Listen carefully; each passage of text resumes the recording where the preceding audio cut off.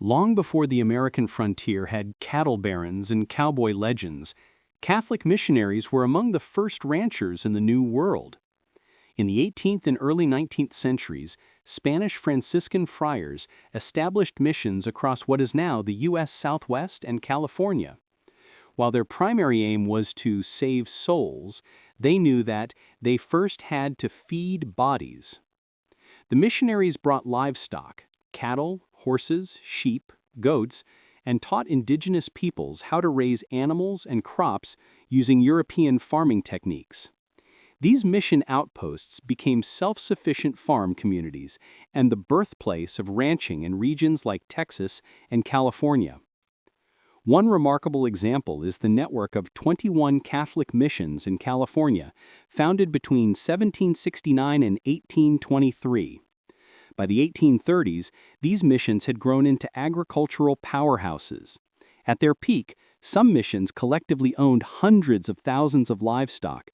For instance, one source states the missions, in the height of their prosperity, owned altogether 232,000 head of cattle, 268,000 sheep, 34,000 horses, though precise numbers vary.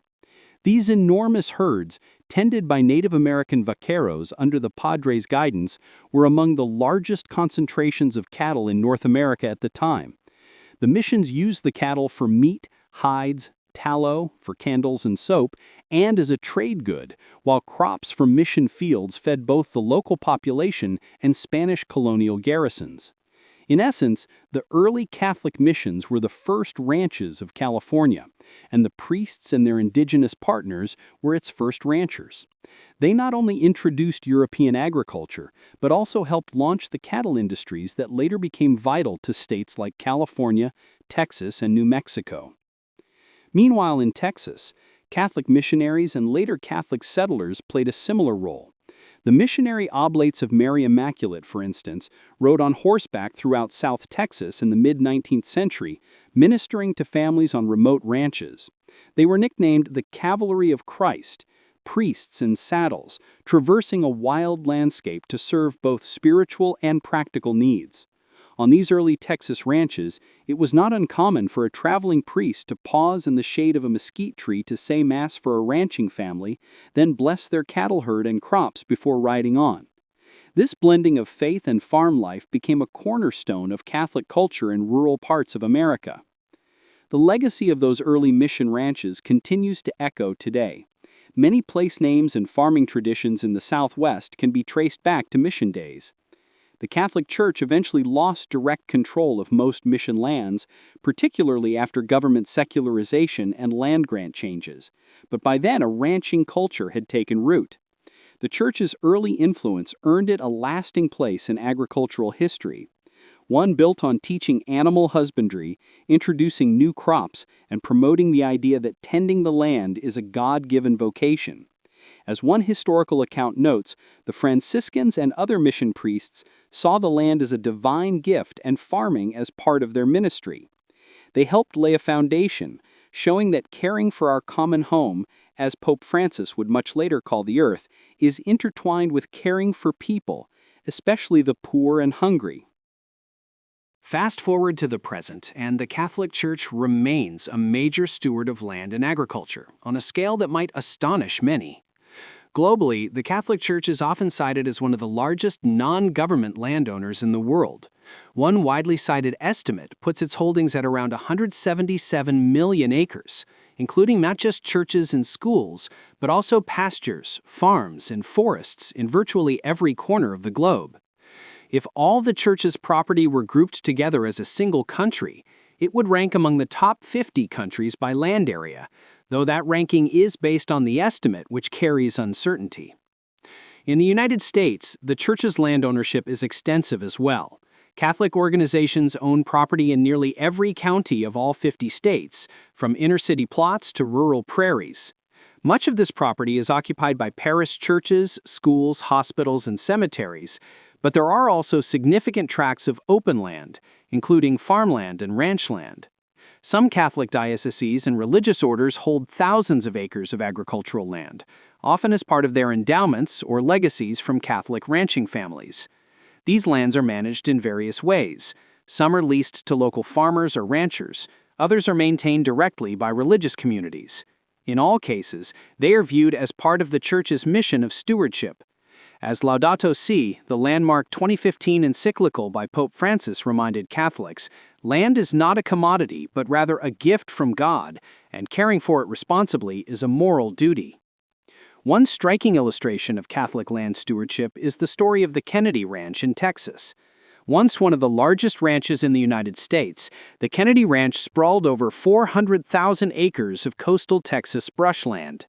It was founded in the 19th century by Mifflin Kenedy, a prominent rancher, and by the late 1800s, the ranch was running up to 40,000 head of cattle and 800 horses on its vast range. The Kenedy family, devout Catholics, had a tradition of generosity to the church and community. When the last heiress, Sarita Kenedy East, passed away in 1961, she ensured that a large portion of this great ranch would continue to serve Catholic causes. Today, the old Kenedy Ranch lands are split between a charitable trust and a foundation, about 200,000 acres in one trust and 235,000 acres in the John G. and Marie Stella Kenedy Memorial Foundation. These organizations, in line with the Kenedy family's wishes, fund education, religious, and charitable initiatives in South Texas.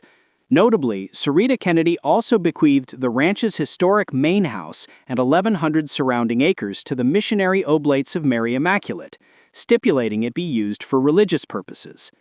The Oblate priests turned it into Leb Shomea House of Prayer, a contemplative retreat center where visitors can pray and reflect in the solitude of the ranch's wilderness.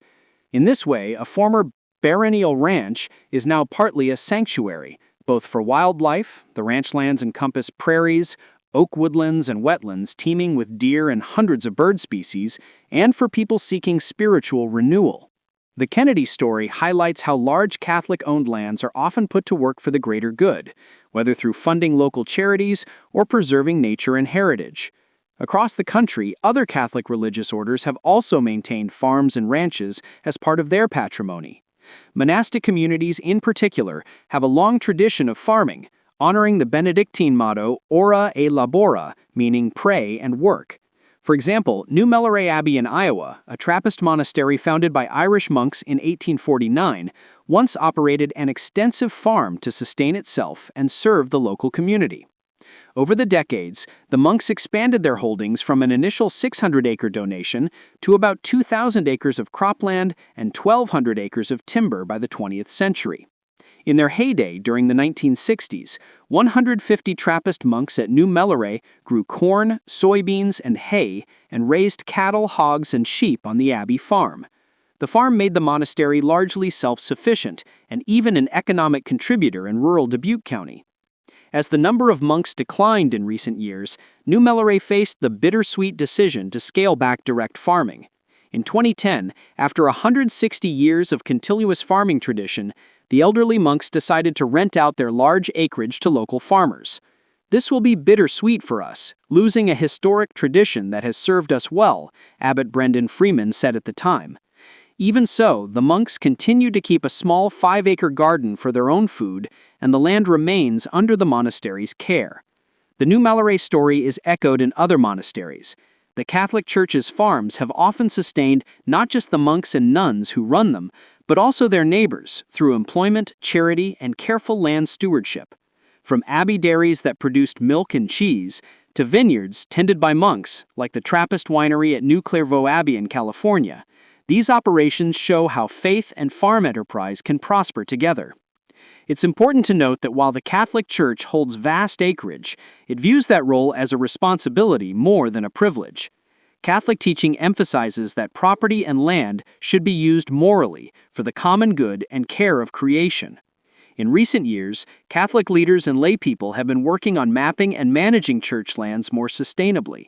One Catholic initiative, GoodLands, has even developed digital maps of church properties worldwide to help dioceses plan land use that balances development with conservation.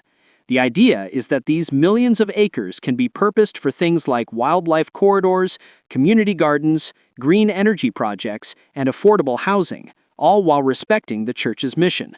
In other words, the church sees itself as a trustee of God's gift of land, charged with using it wisely to help others. As we'll see next, many of the church's ranches and farms are directly tied to charitable works that uplift communities. One of the most inspiring aspects of Catholic agriculture is how often it serves the hungry, the poor, and the marginalized.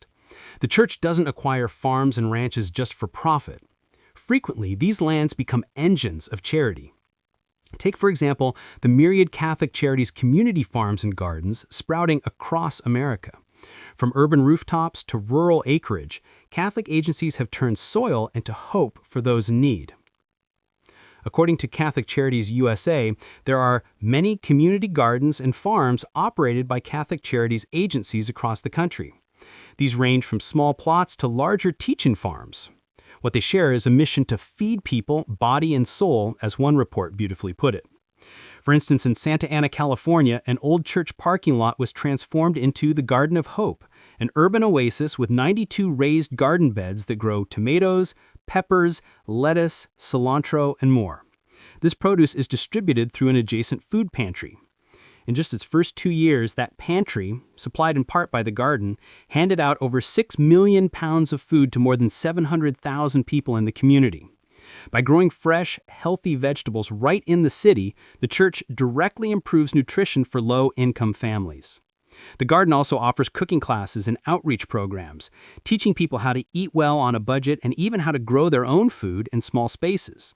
As Ellen Roy, director of Catholic Charities of Orange County, noted, seeing the garden and pantry in action makes what we do very real, to see us actually feeding people, which is one of the most basic things we do as Catholic Charities.